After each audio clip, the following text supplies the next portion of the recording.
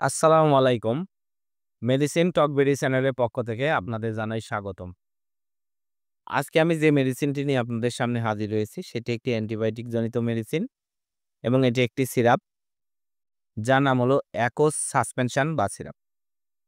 যার মধ্যে রয়েছে অ্যাজিথ্রোমাইসিন ডাইহাইড্রেট প্রতি ৫ মিলিতে অর্থাৎ ১ চামচে রয়েছে ২০০ মিলিগ্রাম অ্যাজিথ্রোমাইসিন। এটি রেডিয়েন্ট ফার্মাসিউটিক্যালস লিমিটেডের একটি ঔষধ। আজকে আমরা এই ভিডিওতে এই অ্যাকোস সাসপেনশন বা সিরাপের কার্যকারিতা, মাত্রা ও সেবনবিধি, পার্শ্বপ্রতিক্রিয়া এই সকল বিষয় নিয়ে বিস্তারিত আলোচনা করব। তো প্রথমে আসুন দেখে নেওয়া যাক এই অ্যাকোস সিরাপটি মূলত কি রোগে কাজ করে থাকে। অ্যাকোস সিরাপটি বাচ্চাদের যেকোনো বয়সের বাচ্চা বিশেষ করে ৬ মাস থেকে ৭-৮ বছরের বাচ্চাদের সাধারণ সর্দি, কাশি, জ্বর এই সকল রোগের জন্য এটি ব্যবহার করা হয়ে থাকে। এছাড়া বাচ্চাদের আরো যে সকল রোগে এটি কাজ করে থাকে যেমন ব্রঙ্কাইটিস, নিউমোনিয়া, নিঃশ্বাসতন্ত্রের সংক্রমণ, ত্বক ও কোমল কোষকলা সংক্রমণ, মধ্যকর্ণের সংক্রমণ, সাইনোসাইটিস এবং টনসিলাইটিস, গলায় ব্যথা, ঠান্ডা, সর্দি সহ টাইফয়েড জ্বর এবং অস্থির মূত্রনালীর সংক্রমণ এই সকল রোগের জন্য এই অ্যাকোস সিরাপটি বাচ্চাদের জন্য ভালো কাজ করে থাকে।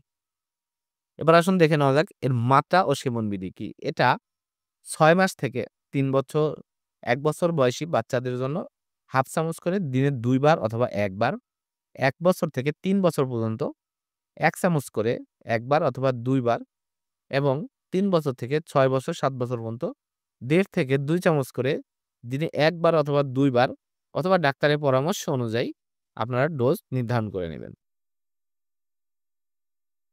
এই অ্যাকোস সাসপেনশন বা সিরাপ বা এর যেকোনো উপাদানের প্রতি অতি সংবেদনশীলতা রয়েছে এমন রোগীদের জন্য অ্যাকোস সিরাপটি পরিহার করতে হবে। অ্যাকোসের পার্শ্বপ্রতিক্রিয়ার মাত্রা ও পরিধি কম, এটি সুসহনীয়। পার্শ্বপ্রতিক্রিয়ার মধ্যে রয়েছে বমি, বমিভাব, ডায়রিয়া, মাথা ব্যথা, ঘুম ভাব, ত্বকীয় র‍্যাশ যা ওষুধ গ্রহণ বন্ধ করলে সাথে বন্ধ হয়ে যায়। অ্যাকোস সিরাপ ৩০ ml একটা বোতল যার দাম ৳১৯০ আর এটি প্রস্তুত করার নিয়ম হলো ১ম ধাপে পাউডার আলগা করার জন্য বোতলটি ভালোভাবে ঝাঁকিয়ে নিতে হবে।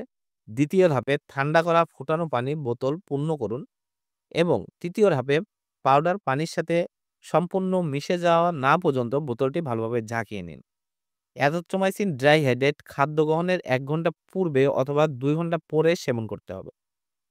ধন্যবাদ আমার ভিডিওটি দেখার জন্য। পরবর্তী ভিডিও পেতে আমার চ্যানেলটিকে সাবস্ক্রাইব করুন এবং পাশে থাকা বেল আইকনটিকে প্রেস করুন। ধন্যবাদ।